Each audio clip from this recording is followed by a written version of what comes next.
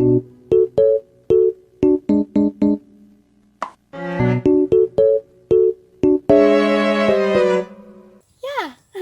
I'm back! Buksan na natin. Ano ba ito? Ganun natin ito.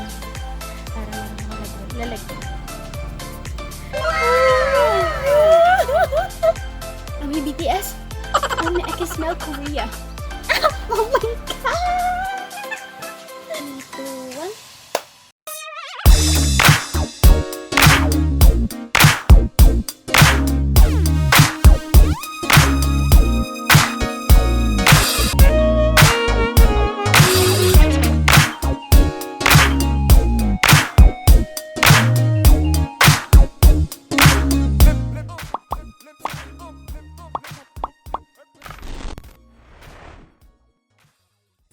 What's up guys? It's Kay. Welcome back to our channel. It's been a while! Sobrang tagal na simula nung last na nag-upload ako dito. And yeah! I'm back! Sobrang excited ako for this video kasi sobrang tagal kong hinintay itong time na to. Sabi ko talaga kapag dumating tong package na to, magvo-vlog na ako ulit. So, eto na nga siya! Finally! This is not about tips kasi wala naman ako tip like from the name Tipidoras. So itong video na to is a side of Dora which is exploring. Anyway, for today's video, ang gagawin natin is unboxing B Deluxe Edition album, which is this one. Nagre-reflect yung bintana. Sa may bintana ko lang kasi nilagay itong cellphone ko. Hindi ko magamit yung camera ko kasi itong camera ko medyo may problema siya. So, yeah, ayan na ba. Using my cellphone. So, please bear with me kasi wala rin akong mic. Yung aking earphone po ay nasira kaya ganito yung audio. Pagpasensyaan nyo na. Now, here's the highlight. So, itong album na to, this one. In-order ko siya last September. Dumating siya February 5. So, it's been almost 5 months. Simula nung in-order ko to. Sobrang tagal, pero talagang natiisan natin yan. May freebie to. May freebie yung album from the shop na in-orderan ko. Yes, let's do the J-Hope. Right here. Jimin. If hindi nyo natatanong, or wala naman talaga nagtatanong, ang pinaka-first music video na napanood ko, before natin i-open, kwento ko lang yung very brief story kung paano ako naging army. So, I was scrolling through YouTube last April, I think, or March. End of the month ng March or first week ng April. Parang mga ganon. When YouTube recommended me some of funny videos ng BTS. And then, I ended up watching them. Tinignan ko lang, natutuwa lang talaga ako sa mga video nila. And then, yun, nagsimula talaga yung sa funny videos eh. After that, mayroon kasing na-recommend ulit sa YouTube na video nila while performing Boy With Love. So, ang first MV na pinanood ko, first MV ng BTS na pinanood ko is yung Boy With Love. Masyado lang talaga ako natuwa dun sa music video, diba? Oh my. Tapos, ayun, after that, sinimulan ko ng manood ng kanilang, yung lahat talaga as in ng music video nila pinanood ko sa YouTube sa YouTube lang. Kasi that's the only platform na alam kong nandun sila, doon ko sila makikita. Hindi pa ako aware na merong Weavers. So, yun ang nangyari. After that, I have watched Bangtan Bombs, yung mga reality shows nila like Bon Voyage, In the Soup, Bangtan Guy, yung mga game channels nila. And then, I also open a Twitter account especially for them. That's how it all started. Yun lang yung pinaka-brief story kung bakit ako naging army is because of their funny videos. They're so funny. Like hindi mo alam kung saan nanggagaling yung energy nila. But yeah, they're so funny. Try watching some of their videos and you're gonna enjoy. So, eto na nga. Gagawin na natin. Eto na! Buksan na natin. Oh my God! Totoo na talaga. Bubuksan ko na talaga.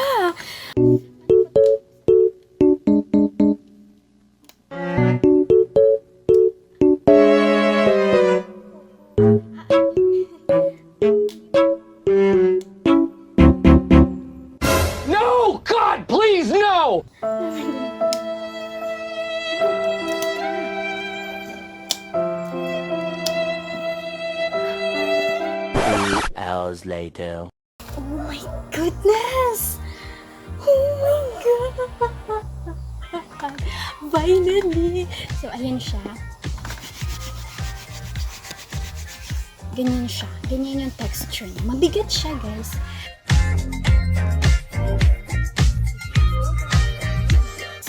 Sobrang plain. Sobrang classy. Nakakabobo ka.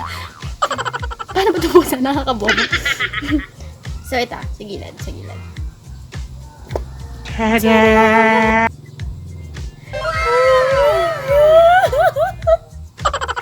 Oh my God! Sobrang ganda. May BTS.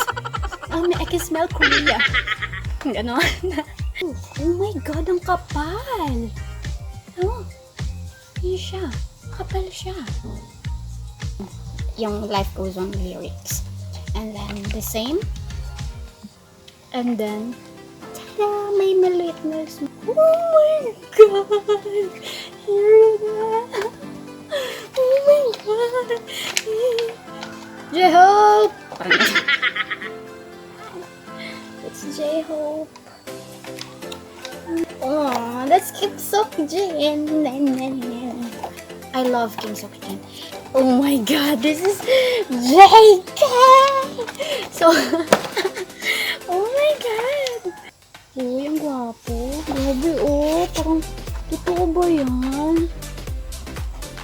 Grabe, no. Gwapo. Tapos, oh my God! Yes, Jimin is my bias.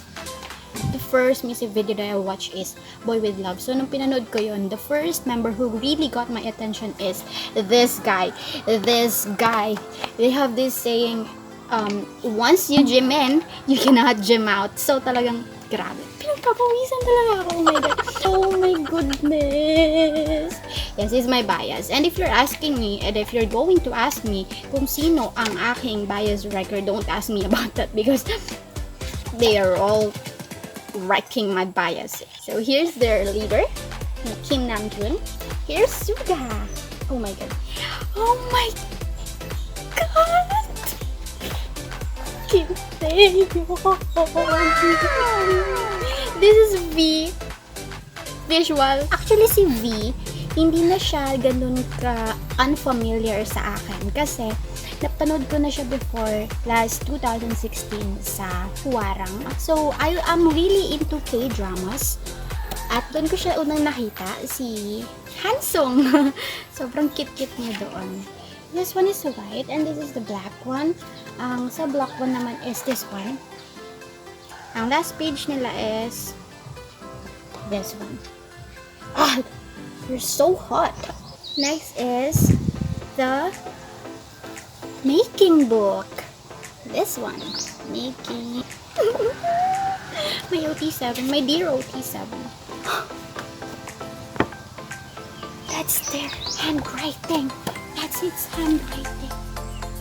Feeling ko kahit bigyan ako ng scratch paper ng BTS, tatanggapin ko. Nandun ako sa ganung point. Yung kahit halimbawa, scratch lang nila, tinapon na nila sa basura. As long as nandun yung handwriting nila, alam kong sila yung nagsulat. Talagang kukunin ko talaga yun. Papa-frame ko. Ayan o, diba? This is Kim Namjoon. Kim Namjoon. Jimin! This is J-Hope. Jungkook. Suga. Jeans. B. V. B. B. This is B. Group. Photo card ng puro grupo sila.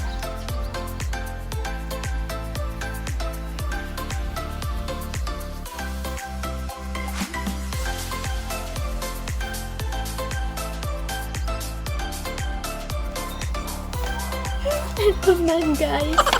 Ito na siya. Harap natin. So, ayun yung CD. Oh my God. Ang laki pala ito. So, ayan. Nakikita niyo ba? And of course, last and last, their poster. May poster nga pala. Oh! That's V. Oh my God. So, ayan. That's my best boys.